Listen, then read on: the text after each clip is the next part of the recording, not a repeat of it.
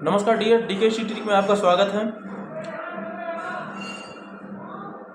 आज ये फटाफट 2 बज चुके हैं। 2 बजे हमारा ये लाइव सेशन स्टार्ट होता है पर डे। जो ना जुड़े हो पर डे अपना 2 बजे लाइव सेशन में क्विज सॉल्व करने में ज़रूर पार्टिसिपेट हों। जो आपके यूपी JEE 2018 के एग्जाम आप भी वेरी इंपॉर्टेंट क्वेश्चन है।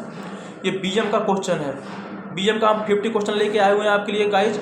और उसके बाद संडे को 7 बजे से हमारा मैराथन क्लास स्टार्ट होगा। ये BM का पूरा 3 से 4 घंटे में 500 प्लस क्वेश्चन आपको फिनिश करेंगे संडे को 7 बजे शाम। चलते हैं क्वेश्चन की तरफ। Calculation of iron ores is done, यानी कि जो आयरन के जो अयस्क है लौह अयस्क, इसका कैल्कुलेशन होता है। कैसे होता है देख लेते हैं। टू रिमूव मॉइस्चर को रिमूव होता है, यानी मॉइस्चर को रिमूव किया जाता है। टू रिमूव कार्बोनिक एसिड को रिमूव किया जाता है। बाय रोस्टिंग इन हीप्स, अधिकांश रोस्टिंग भुना करके, यानी उसको गर्म करके हीट करके भून करके ये प्रोसेस होता है कैल्कुलेशन का। तो option number D is right option, यानी कि मॉइस्चर रिमूव होता है, कार्बनिक एसिड रिमूव होता है और इसको भुनाया जाता है, यानी कि हीट, अधिक से अधिक हीट जिसको बोलते हैं रोस्टिंग की जाती है। ये आपके 3 प्रोसेस हैं। तो option number D is right option.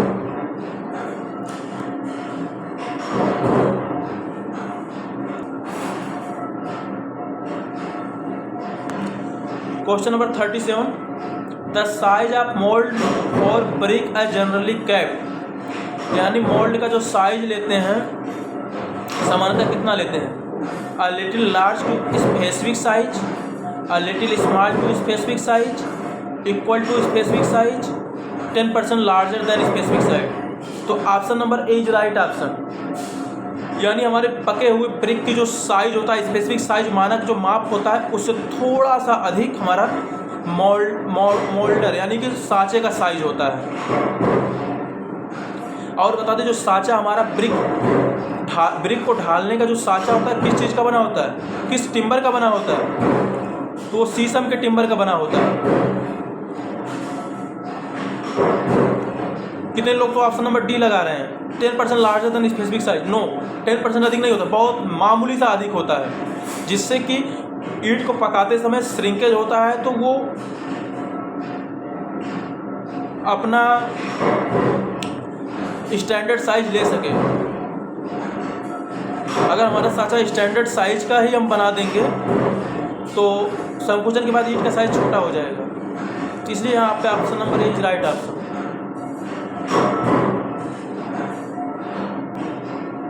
अगला question, the foliated structure is very common, यानी आपका जो फोलिएटेड स्ट्रक्चर होता है चट्टान के किस स्ट्रक्चर में पाया जाता है। इग्नियस में पाया जाता है, सेडिमेंट्री में पाया जाता है कि मेटाफॉर्मिक में पाया जाता है। तो गाइज आपको बता दें फोलिएटेड स्ट्रक्चर जो होता है ये एक फिजिकल डिवाइडेड है, मेटाफॉर्मिक रॉक्स में पाया जाता है। तो option number C is right option. Oh my god, option number C is right option, यानी फोलिएटेड स्ट्रक्चर। देखो क्या होता है, फिजिकली डिवाइडेड जो होते हैं हमारे 3 पार्ट में होते हैं, स्ट्रेटिफाइड, अनस्ट्रेटिफाइड और foliated.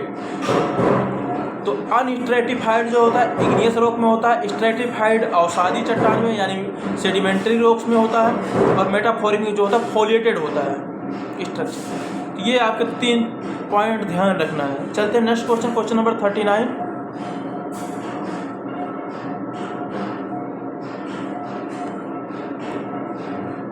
The rocks formed by gradual deposition are called, यानी धीरे धीरे जमाव के दौरान जो हमारा रॉक्स चट्टान का निर्माण होता है उसे क्या नाम दिया जाता है।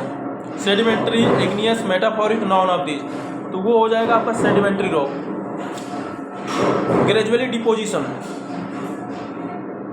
चाहे वो वायु के द्वारा बह कर आया हो, चाहे वाटर के द्वारा, चाहे हिमखंड के द्वारा, ये नेचुरली केसेस हैं जो बहाव के दौरान ये एक स्थान दूसरे स्थान पर जम जाते हैं और वो हमारा सेडिमेंट्री रॉक का निर्माण करते हैं। चलते हैं next question, question number 40, the specific gravity of marble,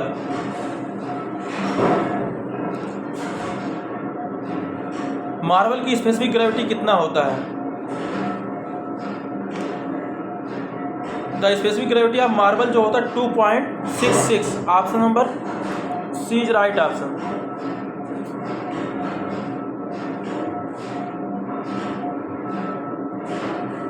आपको और बता दें, ज़्यादातर पत्थरों के स्टोन के जो स्पेसिफिक ग्रेविटी होते हैं सर्वथा क्या होते हैं 2.5 से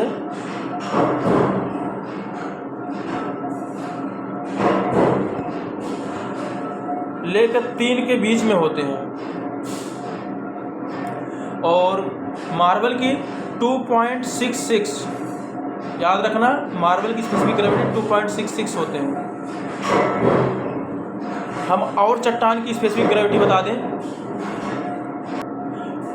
गाइज, कुछ इंपॉर्टेंट यहाँ पे स्टोन लेके आए हैं जिसकी स्पेसिफिक ग्रेविटी आपको बता देते हैं। याद रखना, मैंने मार्बल का बता दिया 2.66 होता है। यहाँ पे देखो जो इम्पोर्टेंट है, जैसे हो गया हमारा बेसाल्ट का 2.77 होता है, ग्रेनाइट 2.67 होता है, यानी कि मार्बल का 2.66 और ग्रेनाइट का 2.67 होता है। और देख लेते हैं कौन सी इंपॉर्टेंट है। लाइम स्टोन का जो होता है 2.69 होता है, सैंड स्टोन का 2.58 होता है, और सेल का 2.3 से 2.4 होता है। और इम्पोर्टेंट जो है उसको भी बता दें आपको, नाइस का जो होता है 3.12 होता है, स्लेट का 2.77 होता है। तो ये आप नोट कर लेना, ये कुछ इंपॉर्टेंट स्टोन थे जिसके हम स्पेसिफिक ग्रेविटी बता दिए इस पॉइंट। अगला क्वेश्चन नंबर 14, जम ब्रिक्स क्या होता है, यानी झामा, जिसको बोलते हैं अपने लोकल लैंग्वेज में झामा ब्रिक्स, क्या होते हैं? ऑप्शन अंडरबर्न्ट, ओवरबर्न्ट, कच्चा, नॉन ऑफिज। तो option number is right option, यानी jhama bricks is sorry jhama bricks is overburn, यानी हमारा जो झामा ब्रिक्स होता है वो बहुत अधिक पक जाता है, जिसका रंग जो होता है थोड़ा ब्लूइश हो जाता है, यानी ब्लू कलर हो जाता है थोड़ा, और उसका जो शेप होता है बहुत टेढ़ा मेढ़ा हो जाता है। और अंडरबर्न्ट जो ब्रिक होते हैं उनको क्या बोलते हैं? उनको सेमाइड बोलते हैं। जो एकदम लोवेस्ट क्वालिटी के ब्रिक होते हैं वो अंडरबर्न्ट, थर्ड ग्रेड में हमारा वही आते हैं लगभग। चलते हैं अगला क्वेश्चन नंबर 42। यहाँ क्वेश्चन टाइप करना भूल गए तो क्या है, क्वेश्चन बता देते हैं आपको। आरबी रेनफोर्स ब्रिक का जो डेंसिटी होता है कितना होता है? आरबी बोले तो रेनफोर्स ब्रिक का जो डेंसिटी होता है वो होता है 2000।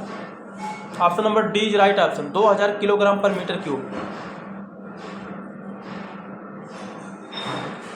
और अगर ब्रिक की हम डेंसिटी पूछें, ब्रिक स्ट्रक्चर की, तो इसका हो जाएगा 1920 किलोग्राम पर मीटर क्यूब, सादे ब्रिक का अगर हम बात करें। और आरबी यानी जिसमें रेनफोर्स डले हों तो उसका हो जाएगा 2000 किलोग्राम पर मीटर क्यूब। चलते हैं next question number 43। Bull nose brick is not used for, यानी बुल नोज ब्रिक का यूज कहाँ पे नहीं करते हैं? ऑप्शन देख लेते हैं। Rounding off sharp corners, pillars, decoration purpose, arch. Option number D is right option. हम बुल नोच को आर्च में यूज नहीं करते हैं, हम राउंडिंग ऑफ शार्प कॉर्नर्स, जहाँ पे कोना होता है अगर उसको राउंडिंग करना है तो वहाँ पे हम बुल नोच आराम से, क्यों क्या होता है ना, बुल नोच में हम ब्रिक के जो कोने होते हैं उसको राउंड कर देते हैं। पिलर्स में जो राउंड पिलर बनाते हैं हम वहाँ पे भी बुल नोच का यूज़ कर सकते हैं। डेकोरेशन पर्पज यानी सजावटी काम में भी हम इसका यूज करते हैं, बट हम कभी आर्च में यूज नहीं करते हैं। ये क्या करेगा, आर्च की स्ट्रेंथ को ख़राब कर देगा और उसकी स्टेबिलिटी बहुत अधिक प्रभावित हो जाएगी। इसलिए हम आर्च में कभी भी बोल नोच का यूज नहीं करते हैं। Option number D is right option. अगला question 44, the lime which contain mainly calcium oxide and slags with water is, यानी जिसमें कैल्शियम ऑक्साइड मुख्य घटक के रूप में विद्यमान होता है और ये जल के संपर्क में क्या करते हैं, जल से मिक्स होकर स्लैग करते हैं, बुझते हैं। यहाँ पे जो बेस्ट ऑप्शन होगा देखते हैं, fat lime, quick lime, hydraulic lime, poor lime. जो आपका सबसे सटीक ऑप्शन है, बेस्ट ऑप्शन है, वो है क्विक लाइम। क्विक लाइम जो होता है जल के संपर्क में आते ही बहुत तेज़ी से बुझता है, स्लैग करता है और बहुत अधिक मात्रा में ऊष्मा निकलती है। तो यहाँ पे option number B is right option, quick lime, जिसमें कैल्शियम ऑक्साइड मुख्य घटक के रूप में विद्यमान होता है। तो नेक्स्ट क्वेश्चन, क्वेश्चन नंबर 45,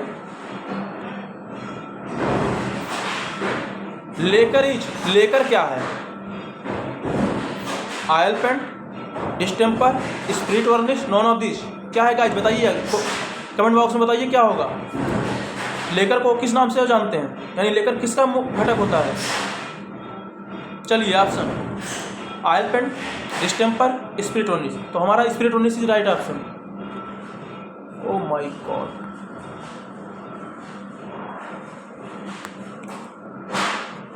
यानी हमारा जो लेकर होता है एक स्प्रिट वर्निश होता है, वर्निश से बनाया जाता है, जो स्प्रिट और वर्निश से मिल करके बनाते हैं लेकर को, ये होता है spirit varnish. Option number C is right option. चलते हैं next question, question number 46,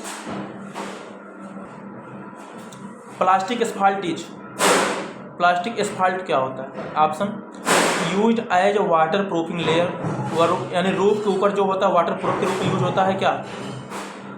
second, a mixture of cement and asphalt, या सीमेंट और एस्फाल्ट का मिक्सचर होता है। C, a natural asphalt. D, a refinery product. तो option number B is right option. Asphalt क्या होता है, सीमेंट और एस्फाल्ट का मिक्सचर होता है। एस्फाल्ट सीमेंट और एस्फाल्ट का मिक्सचर होता है। ओके गाइस, तो ऑप्शन नंबर बी सटीक ऑप्शन है एकदम, तो हमें बी टिक करना है। चलते हैं next question, question number 47, laterite is. Option, volcanic rocks, argillaceous rock, calcareous rock, siliceous rock. तो आपको बताना है कि लैटराइट क्या होता है। लैटराइट एक मृदा चट्टान है, तो हमारा option number B is right option, argillaceous rock. Volcanic क्या होता है, ये इग्नियस का एक पार्ट है वोल्केनिक। कैल्केरियस का एग्जाम्पल क्या हो जाएगा,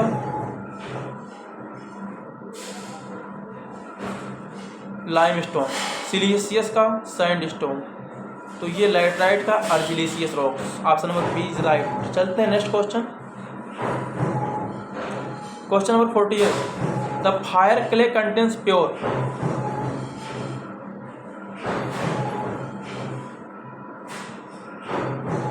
यानी कि जो फायर क्ले होता है वो प्योरली क्या होता है, जो फायर के प्रति उच्च रेजिस्टेंस, हाई रेजिस्टेंस वाली क्ले हो। Option, lime, oxide of iron, hydrated aluminium silicate, magnesium. Option number C is right option. इसमें थोड़ा समझना ये कि देखिए फायर क्ले है, अगर फायर क्ले में लाइम होगा तो बहुत जल्दी मेल्ट कर जाएगा, पिघल जाएगा, तो बेटर नहीं होगा। आयरन ऑक्साइड ये भी बहुत तेज़ी से मेल्ट करता है, ये भी तो बेटर नहीं होगा। मैग्नीशियम है तो ये भी मेल्ट कर जाएगा, लेकिन हाइड्रेटेड एल्युमिनियम सिलिकेट जो होता है ये स्ट्रॉन्ग होता है, ये इतना जल्दी मेल्ट नहीं करता है, इसलिए यहाँ पे option number C is right option, hydrated aluminium silicate. अगला क्वेश्चन, क्वेश्चन नंबर 49,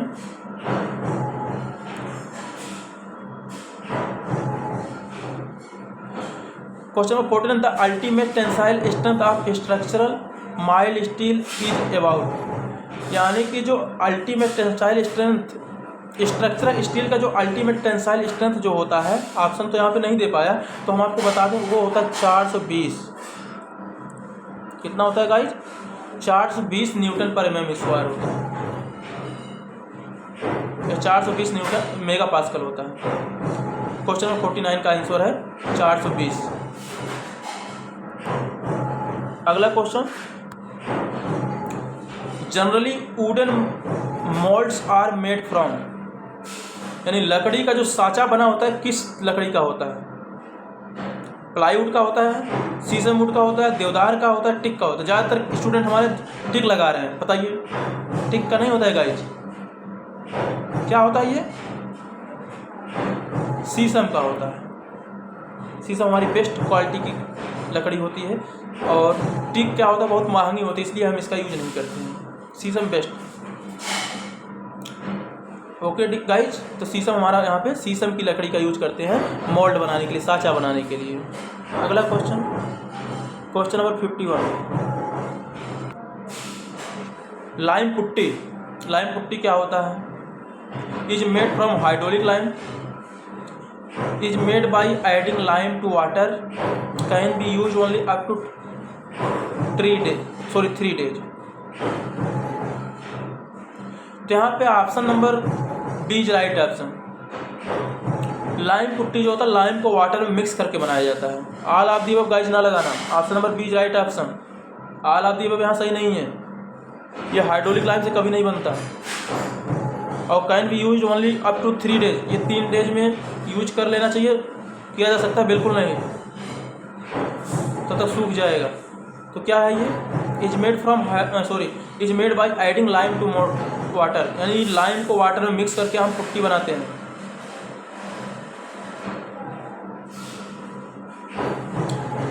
और इसका दूसरा ऑप्शन होता है chalk and linseed oil, Gupta and Gupta के according, chalk and linseed oil, tick.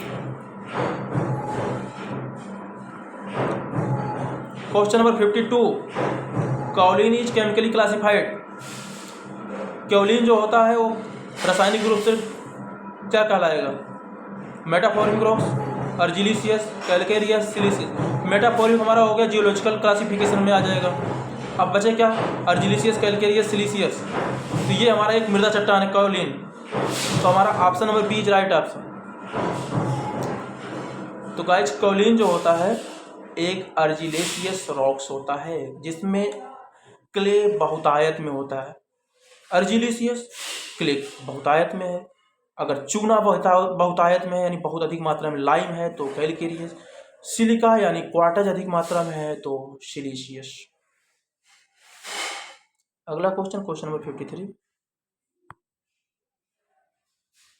बिटमन is generally obtained from.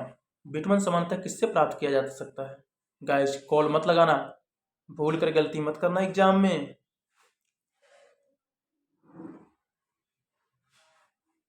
Bitumen is generally obtained from, bitumen सामान्यतः किससे प्राप्त किया जाता है?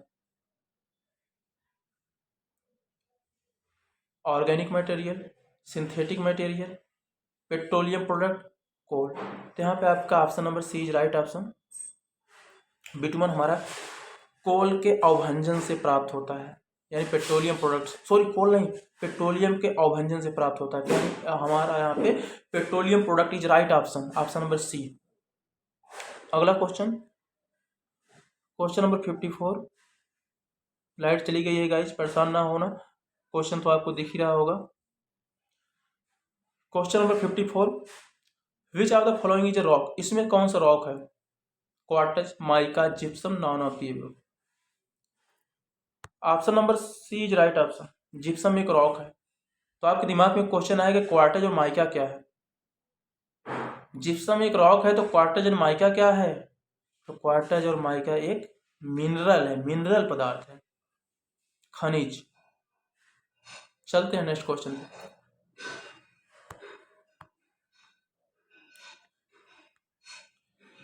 The compound of Portland cement which reacts immediately with water and also sets first, यानी cements का कौन सा घटक है जो सबसे पहले पानी से क्रिया करेगा, सबसे पहले सेट हो जाएगा, जम जाएगा?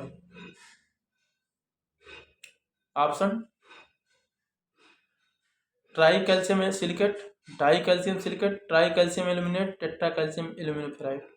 तो यहाँ पे हो जाएगा आपका tri calcium aluminate, option number C right option. फिर से बताते हैं आपको, जब कभी आपको पूछा जाए सबसे पहले क्रिया कौन करेगा और सबसे पहले जमेगा कौन, सेट कौन होगा, तो आपको लगाना है ट्राई कैल्शियम एल्यूमिनेट। और रैपिड हार्डनिंग में यानी सबसे पहले स्ट्रेंथ, हाई स्ट्रेंथ कौन गेन करेगा, प्राप्त करेगा, तो हो जाएगा आपका किसके द्वारा, यानी अर्ली स्ट्रेंथ जो स्टार्टिंग में प्राप्त होता है वो ट्राई कैल्शियम सिलिकेट के द्वारा प्राप्त होता है। तो वहाँ पे फिर ऑप्शन नंबर ए राइट होता है। चलते हैं next question. Question number 56। Question number 56 है मैग्नीज स्टील क्या होता है। मैग्नीज स्टील ऑप्शन और non magnetic, possesses high electric resistance, possesses low coefficient of expansion. Option number D is right option. एक बार और समझ लेते हैं। यानी कि जो हमारी मैग्नीज स्टील होती है वो नॉन मैग्नेटिक होता है, यानी उसमें चुंबकीय गुण नहीं होता है। मैग्नीज स्टील में कोई चुंबकीय गुण नहीं होता है। हाई इलेक्ट्रिक रेजिस्टेंस, ये विद्युत का कुचालक होता है। Third, possesses low coefficient of expansion, इसकी कोफिशिएंट ऑफ एक्सपेंशन बहुत कम होता है, लो होता है। यानी कि उष्मा के संपर्क में आने पर इसमें प्रसार होना, फैलना ये कम होता है। तो option number D is right option. चलते हैं नेक्स्ट क्वेश्चन।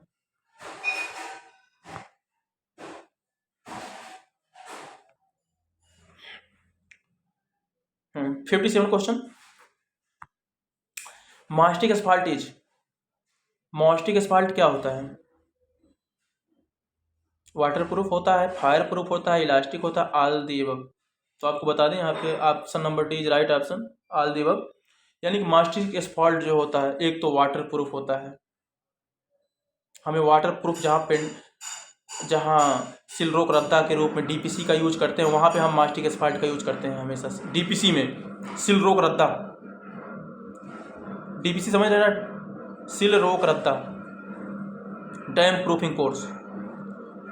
फायर प्रूफ भी होता है, ये अच्छा होता है, इलास्टिक होता है, लचीलापन इसमें होता है ठीक ठाक, इसलिए ऑप्शन नंबर डी इज आपका राइट ऑप्शन। चलते हैं नेक्स्ट क्वेश्चन पे। Question number 58।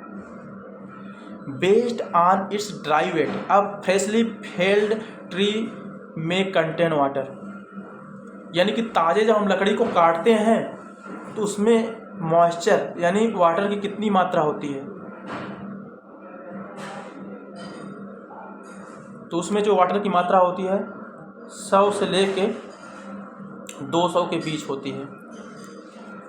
100% से 200% के बीच होती है। तो हमारा option number D is right option. ध्यान रखना, ताजे टिम्बर को जब हम काटते हैं तो उसमें मॉइस्चर की मात्रा जो होती है, जल की मात्रा होती है 100 से 200% होती है। और लेकिन हम अपने यूज में जो टिम्बर लाते हैं यानी वेल सीजन टिम्बर, यानी अच्छी तरह से संशोधित की हुई प्रकाश की जो जलांश होती है 10 से 12% होती है।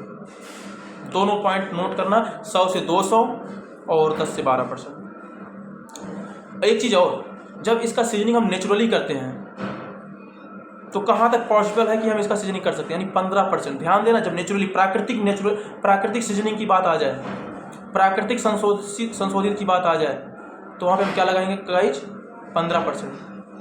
यानी कि जब हम बात करें यानी नेचुरली रूप से, नेचुरली फॉर्म में हम इसका संशोधित जो करते हैं कितने पे कर सकते हैं, 15% तक हम कर सकते हैं खुले हुए एटमॉस्फेयर में। अगला question, question number 59। The most commonly used paste for timber painting, timber के पेंटिंग के लिए सबसे कॉमन जो बेस होता है क्या होता है। Red lead, zinc white, white lead, titanium white. तो option number C white lead. आपको बता दें टिम्बर पेंटिंग के केस में जो बेस होता है वाइट लेड होता है। स्टील, आयरन, यूटीसी के पेंटिंग में जो बेस यूज होता है रेड लेड का यूज होता है। ओके गाइस, चलते हैं नेक्स्ट क्वेश्चन पे। Question number 60। Slaking of lime is affected by, यानी जो लाइम का स्लैकिंग है यानी बुझना है, किससे प्रभावित होता है? लाइम का बुझना किससे प्रभावित होता है? Option keeping its expose to air, immersing the lime in water, crushing the lime lumps.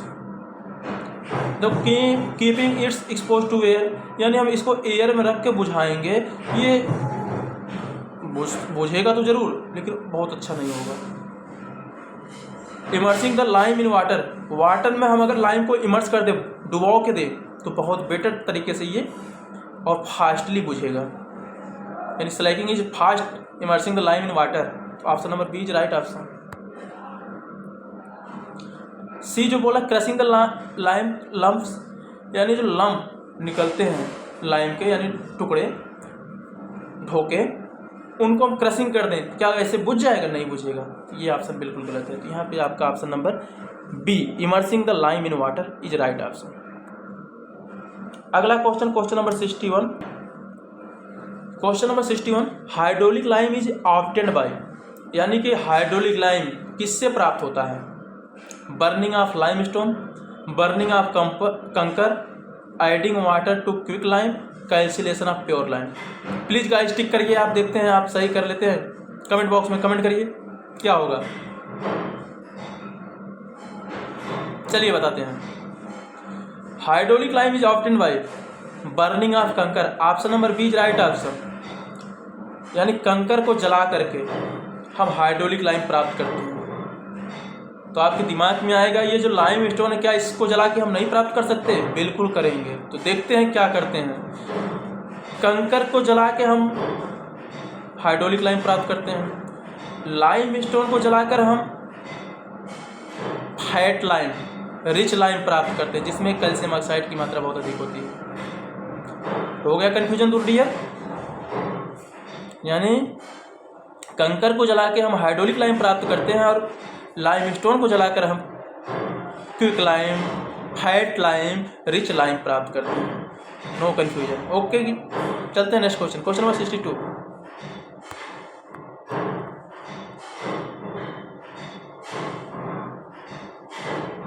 Lime stone is not, इसमें से लाइम स्टोन क्या नहीं होता है? Option sedimentary rock, stratified rock, aqueous rock, metamorphic rocks. Option number D is right option. ये metamorphic नहीं है, समझना मेरी बात को। हमें 3 ऑप्शन पता नहीं पता हम नहीं जानते, लेकिन हमें भी पता है मेटाफॉर्मिक रॉक्स ये हो नहीं सकता। चलते हैं जियोलॉजिकल क्लासिफिकेशन के अंतर्गत देखेंगे तो ये हमारा एक सेडिमेंट्री रॉक है, ऑप्शन नंबर ए सही हो जाएगा। और अगर हम फिजिकली क्लासिफिकेशन में जाएंगे तो हमारा स्ट्रेटिफाइड रॉक्स हो जाएगा ये। और एक्वियस रॉक्स मतलब जली चट्टान, इसको जली चट्टान भी बोलते हैं, इसलिए ऑप्शन नंबर सी भी सही है आपका। यानी मेटाफॉर्मिक रॉक्स ये नहीं हो सकता लाइमस्टोन, ये इसलिए आपका option number D is right option. यानी कि लाइमस्टोन कभी भी मेटाफॉर्मिक नहीं होता है, कैसा होता है? सेडिमेंट्री होता है। ओके गाइस, चलते हैं next question.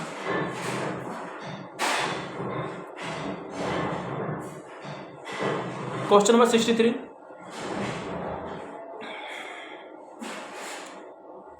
Soundness of cement is tested by, cement का साउंडनेस टेस्ट किसके द्वारा करते हैं?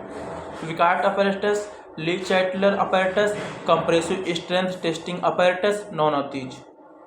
तो option number B is right option, Le Chatelier apparatus. यानी ली चैटलर अपैरेटस के द्वारा साउंडनेस टेस्ट किया जाता है। तो एक क्वेश्चन आपके दिमाग में आएगा, विकार्ट अपैरेटस। विकार्ट अपैरेटस का 3 जगह यूज होता है, initial setting time, final setting time, consistency of cement.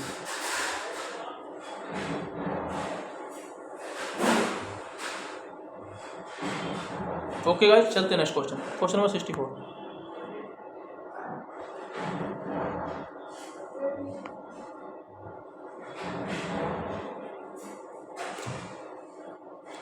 For sanitary pipes and chemicals stoneware, यानी सैनिटरी पाइप और केमिकल स्टोनवेयर में किसका ग्लेजिंग की जाती है, किसकी परत चढ़ाई जाती है?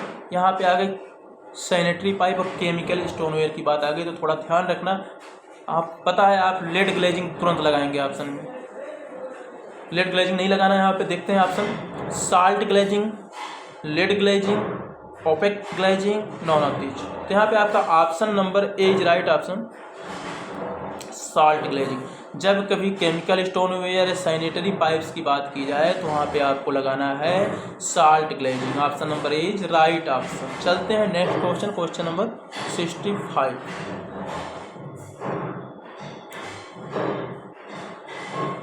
Slate is formed by metamorphic action. Slate is formed by metamorphic action. Slate किसके मेटाफॉर्मिक एक्शन, मतलब किस पदार्थ के, किस चट्टान के मेटाफॉर्मिक एक्शन के बाद वो स्लेट बनता है? Shale, limestone, sandstone, granite. तो option number A is right option, shale के मेटाफॉर्मिक एक्शन के बाद ये स्लेट बनता है। एक बात और बता दें, स्लेट, सेल ये सब क्या हैं? आर्जिलेसियस चट्टान है। लाइमस्टोन कैलकेरियस रॉक्स हैं, सैंडस्टोन, ग्रेनाइट, सिलिशियस रॉक्स हैं। चलते हैं next question, question number 66।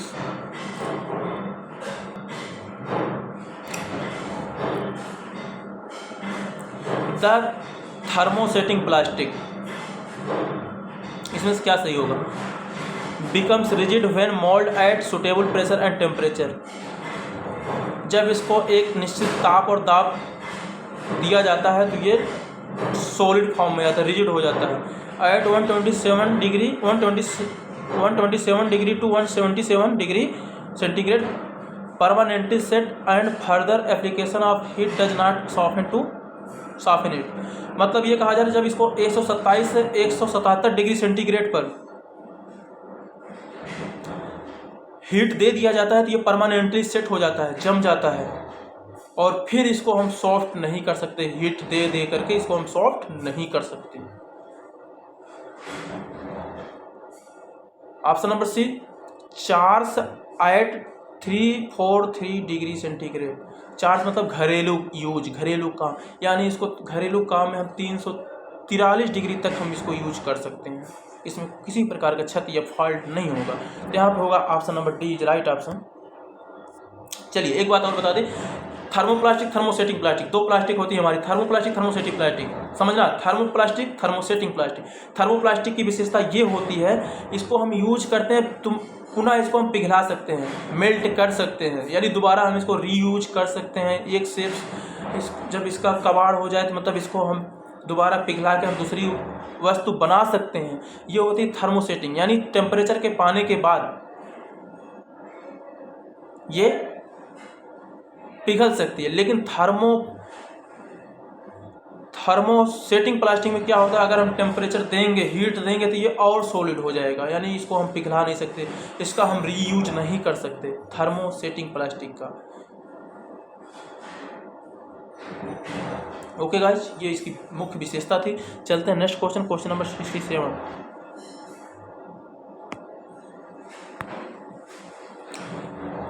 For Slaking of 10 kilogram of CaO the theoretical amount of water is. यानी 10 किलोग्राम कैल्शियम ऑक्साइड को बुझाने के लिए हमें कितनी पानी की आवश्यकता होगी? Option number A 2.2 kilogram, 1.5 kilogram, 3.2 kilogram, none of these.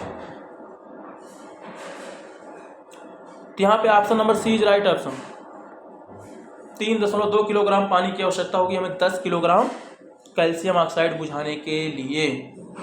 अगला क्वेश्चन, चलिए इसी बीच एक क्वेश्चन आप कमेंट बॉक्स में बताइए।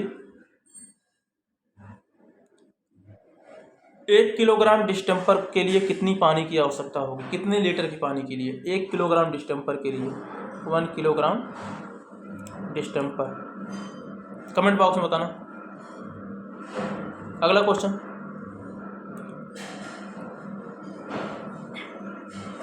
Question number 68।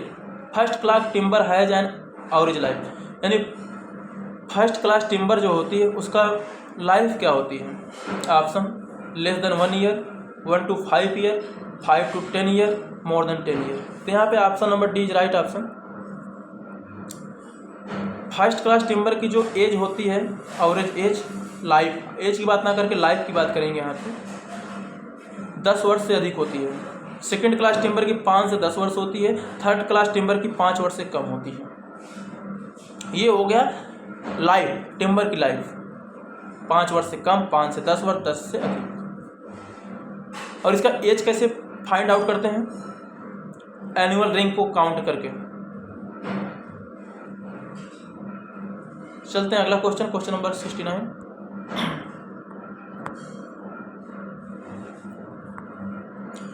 आयरन और में कंटेंस, यानी आयरन के अयस्क में, लौह अयस्क में क्या क्या हो सकता है? Option carbon, silicon, phosphorus and magnesium. Option number D is right option. आपका option number D all the above is correct. क्यों? क्योंकि आयरन के अयस्क में कार्बन भी होता है, सिलिकॉन भी होता है, फास्फोरस एंड मैग्नीशियम भी होता है, सारे के सारे कंटेंट इसमें पाए जाते हैं, इसलिए आपका option number D is right option. चलते हैं next question, question number 70। In the method of condensation, in the method of condensation polymerisation, option low molecular substance are remove from the high molecular substance.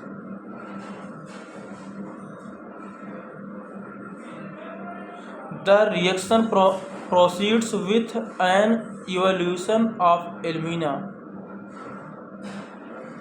The reaction proceed with an evolution of hydrogen chloride. Option number D is right option. समझना मेरी बात को। Polymerisation consolidation के अंतर्गत क्या होता है? बड़े बड़े मॉलिक्यूल सब्सटेंस के द्वारा छोटे छोटे मॉलिक्यूल्स जो होते हैं वो रिमूव हो जाते हैं। और सेकंड जो होता है अमोनिया रिवोल्यूशन के अंतर्गत इसका रिएक्शन जो होता है प्रोसीड होता है, बढ़ता है स्टेप बाय स्टेप। और अगला हाइड्रोजन क्लोराइड रिवोल्यूशन के साथ भी इसका जो रिएक्शन है वो भी प्रोसीड होता है। ऑल द एबव सही है। तो गाइज आज हम आपको 35 क्वेश्चन करा चुके, लेकिन हमने कहा था आपसे 50 क्वेश्चन कराएंगे, तो 15 क्वेश्चन और भी चल रहे हैं कराने, क्योंकि हम पर डे 50 क्वेश्चन कराएंगे और हमारा ये 50 क्वेश्चन पर डे का टारगेट। अब पर डे हम आपको 50 क्वेश्चन ही प्रोवाइड करेंगे। चलते हैं अगला क्वेश्चन। हाँ गाइज, तो हमारा 35 क्वेश्चन फिनिश हुआ, 15 क्वेश्चन और कराएं जिससे हमारा 50 क्वेश्चन पूरा हो जाए। तो चलते हैं क्वेश्चन नंबर फर्स्ट जो है, which one of the following polymers is obtained from consolidation polymerisation, यानी कंसोलिडेशन पॉलीमराइजेशन जो होता है वो किसके द्वारा प्राप्त होता है? चल देखते हैं। Phenol formaldehyde, carbamide, melamine formaldehyde. तो यहाँ पे आपके option number D is right option, यानी कि जो होता है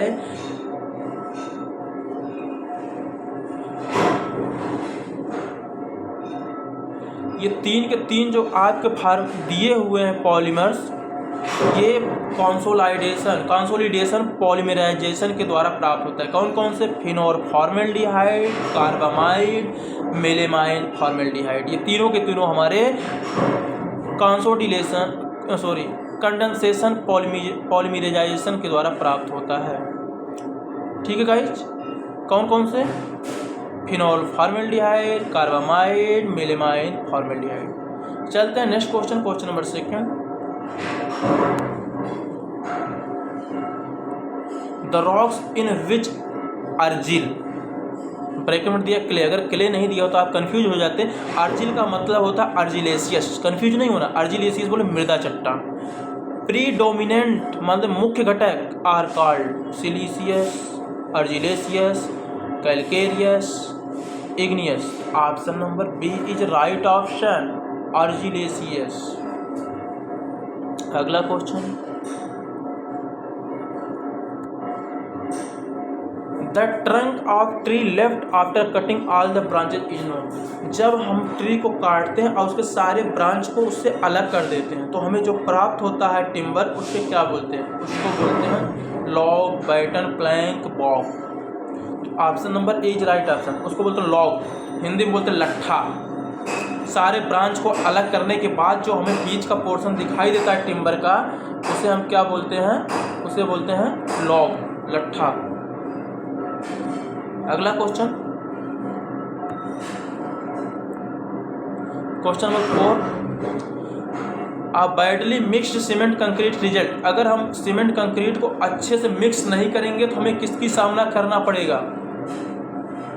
segregation, bleeding, honeycombing, none of these. तो option number C is right option, honeycomb. यानी कि जब हम सीमेंट कंक्रीट को अच्छे से मिक्स नहीं करेंगे तो हमें हॉनीकॉम्बिंग का सामना करना पड़ेगा, यानी कि हमारे कंक्रीट स्ट्रक्चर में कहीं ना कहीं हमें खोखला देखने को मिलेगा, खोखला, हॉनीकॉम्बिंग। सेग्रीगेशन क्या होता है? जब हम सीमेंट कंक्रीट का स्लैब डालते हैं उसके बाद सतह पे हमें मोटे मिलावा दिखाई देने लगते, जैसे गिट्टी वगैरह, एग्रीगेट, तो इसे हम बोलते हैं सेग्रीगेशन। ब्लीडिंग क्या होता है? जब मोर्टार को बिछाने के बाद सतह पर पानी और सीमेंट की मात्रा दिखाई देने लगती है तो उसे हम बोलते हैं ब्लीडिंग। तो ये इस क्वेश्चन का जो आंसर है वो है honeycombing. Next question, question number 5, minimum thickness of wall where single Flemish bond can be used. यानी कि आपको सिंगल फ्लेमिश बॉन्ड अगर देनी है तो मिनिमम थिकनेस कितनी होनी चाहिए? Half thick brick, 1 brick thick, 1.5 brick thick, 2 brick thick. Option number C is right option. ध्यान देना, सिंगल फ्लेमिश बॉन्ड देना है, यानी कि आगे के तरफ, फेस के तरफ फ्लेमिश बॉन्ड दिखेगा और बैक के साइड में क्या दिखेगा? इंग्लिश बॉन्ड दिखेगा, कोई और अदर बॉन्ड दिख सकता है। तो ऐसे में हमें कम से कम 1.5 ईंट की मोटाई देनी अनिवार्य हो जाएगी। एक्चुअली क्या है ना, अगर हम 1 ईंट की मोटाई की बात करें तो हमें फेस के तरफ तो हमें फ्लेमिश बॉन्ड दिखाई देगा, साथ साथ में बैक के साइड में फ्लेमिश बॉन्ड दिखाई देगा। क्यों? क्योंकि ईंट दोनों तरफ वही रहेंगे, सिंगल ईंट चौड़ाई है ना। जैसे हम 1.5 ईंट की चौड़ाई करेंगे, मिनिमम 1.5 ईंट की चौड़ाई, फेस अलग बैक अलग, यानी फेस का बॉन्ड जो होगा वो फ्लेमिश दिखाई देगा, बैक का बॉन्ड जो होगा वो जो भी बॉन्ड हम देना चाहें, इंग्लिश बॉन्ड या header bond, stretcher bond. Okay guys, समझ में आ गया होगा ऑप्शन नंबर सी क्यों सही है, 1.5 ब्रिक्स। अगला question, question number 6, the commonly use base for iron and steel work. Iron, और ये क्वेश्चन काफ़ी टाइम रिपीट हो गए, कोई बात नहीं डियर, आपका रिवीजन ही तो हो रहा है, परेशान ना होइए आप। यानी the commonly use base for iron and steel. Iron और स्टील जो बेस के रूप में यूज होता है वो कॉमनली रेड लेड का यूज। हम इस पर टाइम नहीं देंगे, जो क्वेश्चन रिपीट होगा टाइम बिल्कुल नहीं देंगे, रेड लेड। और अगर ये टिम्बर की बात किया जाए तो वहाँ पे व्हाइट लेड का यूज करते हैं। अगला क्वेश्चन, क्वेश्चन नंबर 7 जी, when a brick is immersed in 24 hours and then dried. अगर हम ईंट को पानी में 24 घंटे के लिए डुबो दें फिर उसके बाद उसमें सुखाएं, हमें क्या देखने को मिलता है? ऑप्शन देखते हैं। नो ग्रे और white deposit appear on the surface, the brick is free from soluble salt. यानी कि ये एफ्लोरेंस फ्री हो जाएगा, उसमें कोई सॉल्ट नहीं दिखाई देगा, तो वो एफ्लोरेंस फ्री होगा, उसमें एफ्लोरेंस नहीं माना जाएगा। अगला, 10% surface is covered with grey और white deposit, the brick has slight efflorescence. और 50% surface is covered with grey और white deposit, the brick has serious efflorescence. Option number D, all the above. यहाँ पे option number D सही है। थोड़ा समझ लेते हैं, जब भी हम ईंट को पानी में 24 घंटे, गाइस समझना अच्छे से, हम अच्छे से एक्सप्लेन करने का प्रयास करते हैं आपके समक्ष। क्या होता है, जब भी हम ईंट को 24 घंटे के लिए पानी में डुबो के रखते हैं और उसको निकाल करके सुखाते हैं, अगर वहाँ पे किसी प्रकार का हमें सफ़ेद धब्बा या ग्रे या सफ़ेद धब्बा नहीं दिखाई देता ईंट की सतह पर, तो हम कहेंगे ये हमारा एफ्लोरेंस फ्री है, इसमें एफ्लोरेंस नहीं है, नोना नहीं लगा है, ईंट सही है ना। अगला, अगर यही ईंट पर 10% धब्बा, यानी जो क्राइटेरिया है ईंट का उसके 10% एरिया पर हमें धब्बा दिखाई दे वाइट और ग्रे कलर का, तो कहेंगे ये स्लाइटली, यानी हल्का हल्का, मतलब कुछ नाम मात्र के इसमें एफ्लोरेंस मौजूद है। और अगर यहीं पे 50% एरिया यानी कि जो पूरा क्राइटेरिया ईट का उसमें आधे पार्ट में तो पूरा का पूरा हमें ये ग्रे और वाइट कलर का धब्बा दिखाई दे, समझ जाएं तो ये समझना आप ये बहुत ही सीरियस इफ्लोरेंस केस है, यानी ऐसे ईट को तो यूज ही नहीं करना चाहिए गाइज। समझ गए? यहाँ 3 ऑप्शन आपको रखना है, 10%, 50% और कोई इफ्लोरेंस नहीं। ठीक है गाइज, चलते हैं नेक्स्ट क्वेश्चन, क्वेश्चन नंबर 8।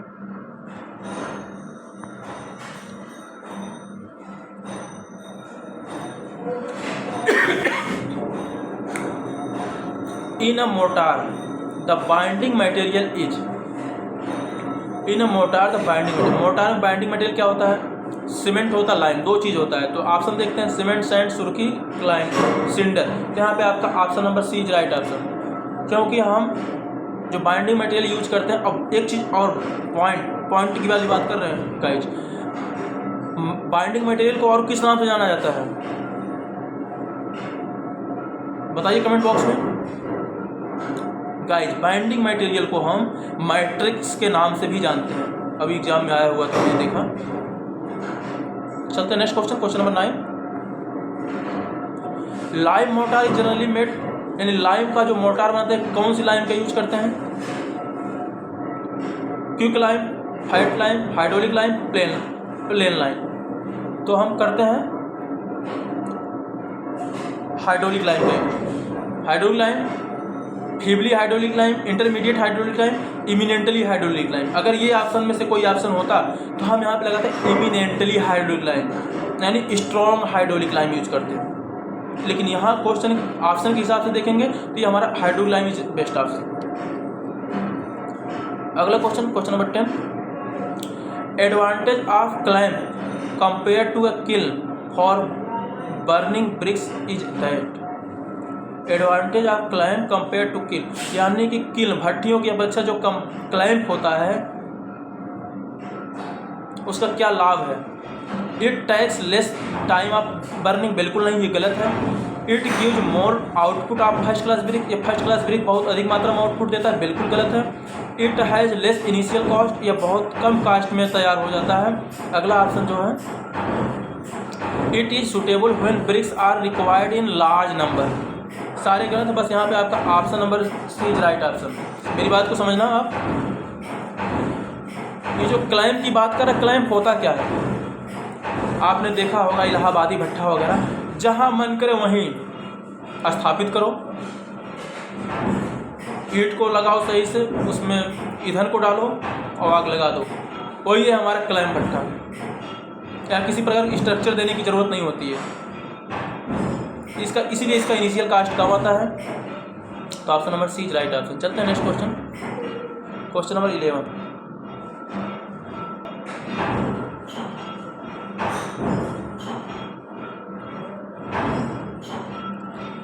बस गाइज आज इतना ही, थोड़ा नेटवर्क प्रॉब्लम हो रहा है तो आगे क्वेश्चन नहीं हो पा रहा है, तो नेटवर्क इशू की वजह से।